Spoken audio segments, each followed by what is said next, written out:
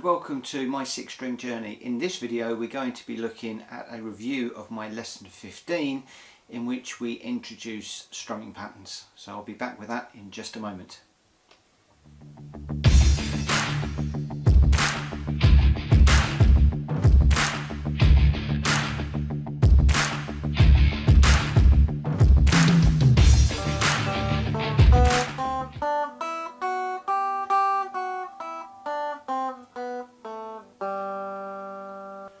Hello, my name is Cypher, and in this video, as I said, we're going to be reviewing my lesson 15. So that lesson was undertaken on the 19th of February 2020, day 218, and about 55 hours of practice done. Now, I've been working on the G chord, as many of you will know if you've been watching my previous lessons. And I'm still sort of struggling with that a little bit. So coming across then onto the D chord, then across to the A, and then I'm also introducing the C chord into there as well. And I'm continuing to work on those chords. Now, I did talk to Michael about those during the lesson. That was how we started the lesson.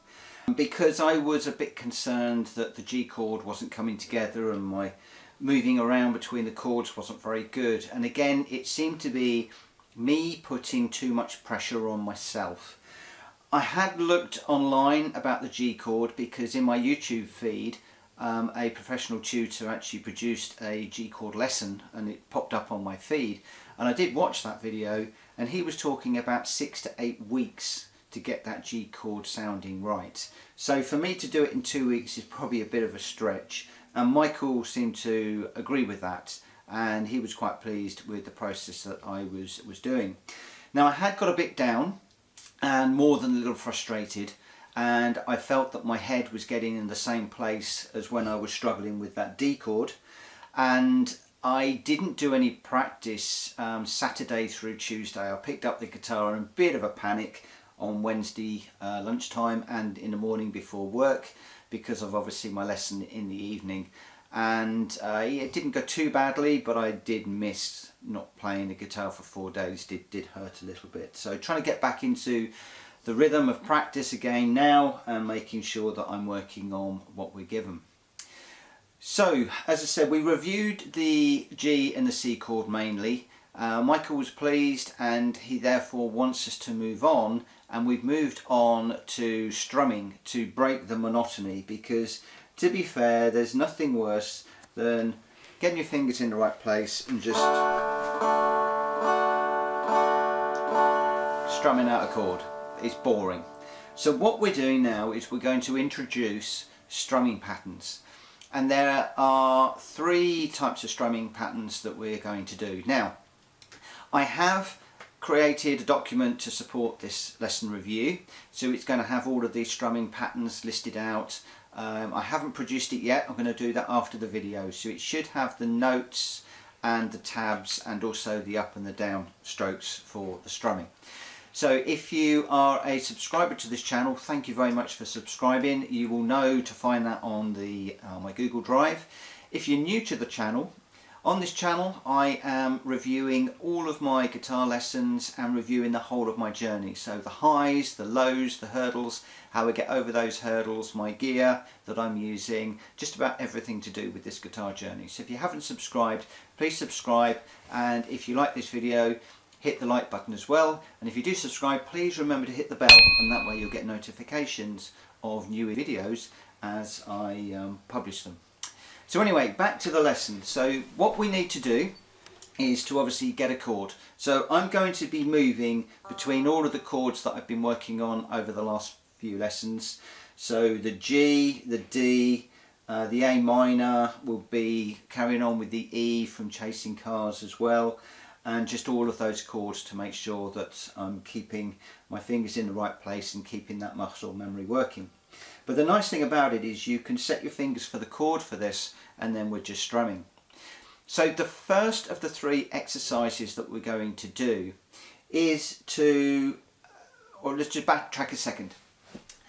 All of the bars are 4 beats per bar, so 1, 2, 3, 4. But we're actually introducing 8 notes, so it'll be 1 and 2 and 3 and 4 and. That way we get the 1 on the down and then the and on the up. So the numbers will always be the downstrokes and the ands will always be the upstrokes. So the first one that we're going to do is to miss out the first note. Miss out the 1 and 2 and 3 and 4 and then we just repeat that over and over again on the chosen chord. It doesn't really matter which chord we do, so long as we've just picked a chord. Then the second time that so I'll play that for probably, I don't know, 5 to 10 bars, something like that. For the second run through, we will pick a different chord. So this time I'll just pick the, I don't know, we go with the A chord for no good reason. And this time we will strum the first, miss the second, 3, let me get that right. So we strum the first, miss the and, 2 and 3 and 4 and, 1, miss, 2 and 3 and 4 and. So we're just missing the first upstroke. So then if I just go back to the D chord again, so the next time that we play it, we will play 1 and miss the 2 and 3 and 4 and 1 and 2 and 3 and 4 and I'm going to continue to play these until I get the rhythms in my head. Now I'm not going to go through them on camera because we only went through this last night and it's all very fresh and new to me. So basically what we're doing there is we miss the first strum and then we miss the second one and then we miss the third and then the fourth and then the fifth and the sixth, seventh and eighth right the way through. The second exercise that we can do, and I haven't actually done any of these yet, is to pick 2 notes to miss. So we might decide to miss the and on the first and the and on the second, for instance. So then it will become 1 and 2 and 3 and 4 and 1 and 2 and 3 and 4 and 1 and 2 and 3 and 4 and. And the other thing I'm going to need to do is to play these with the metronome. Now I don't do that on camera, but I will be doing that when I am practicing. So one of the other things I'm going to do when I'm doing that is to probably write the chord down on a sheet on the floor so I know exactly which which notes that I'm missing. So then we get on to the third exercise, and this is the difficult one. And that's because Michael has started to look at Knocking on Heaven's Door, and the strumming pattern for that one, and forgive me, I'm going to need to read it.